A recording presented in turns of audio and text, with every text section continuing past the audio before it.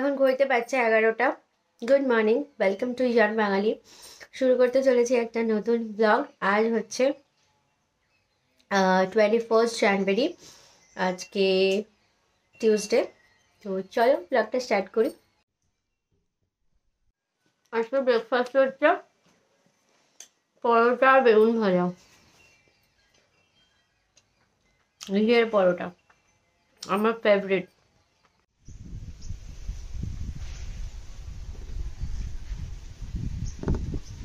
হয়ে গেছে টিউশন পড়ানো, তারপর ও যেহেতু একা এসছে তো ওকে একটু বাড়িতে ছেড়ে দিয়ে এলাম। দেন এসে বানালাম শাহি পনির আর বকফুলের পকোড়া হবে, তো ব্যাটারটা রেডি করলাম। এখন বাজছে 12টা। স্নান করে পুজো টুজোগুলো করে নিই, একটু রোদে এসে বসলাম। বকফুলের ব্যাটারটা রেডি করা রয়েছে, আর এই যে বানালাম শাহি পনির। হ্যাঁ, কালকে সকালবেলা 8:30। সাবধানে বাড়ি যা। হয়ে গেছে বিকেলের ব্যাচ পড়ানো, ওরা 3:30 নাগাদ পড়তে আসে স্কুল করে, স্কুল ছুটির পরে। তো এখন বাচ্চা 5:15, পড়ানো হয়ে গেছে, ওরা চলে গেল দেখতেই পেলে। তো বিকেল হয়ে গেছে, দেখতে থাকো। বাবা ছিল 3-4 দিন, খুব ভাল লাগছিল। তো মুড মানে মনটা খারাপই লাগে। আমি যখন সোনারপুর থেকে আসি তখনও আমার ঠিক এরমই মন খারাপ লাগে। আবার ওরা এসছিল, চলে যাচ্ছে, ঘরটা ফাঁকা ফাঁকা। আবার এতদিন আমার সাথে ছিল, এতদিন মানে বেশি দিন না, 3-4 দিন ছিল।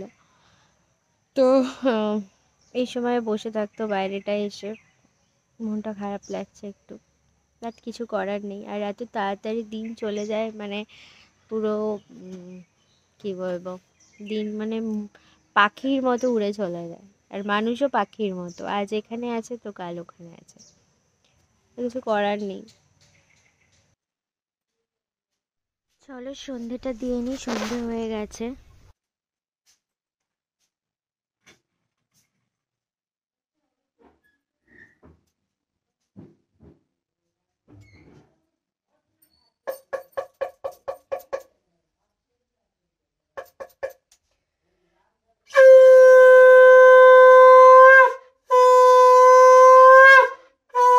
সন্ধে টন্ধে দেওয়া হয়ে গেছে, এখন আমি চা খাচ্ছি।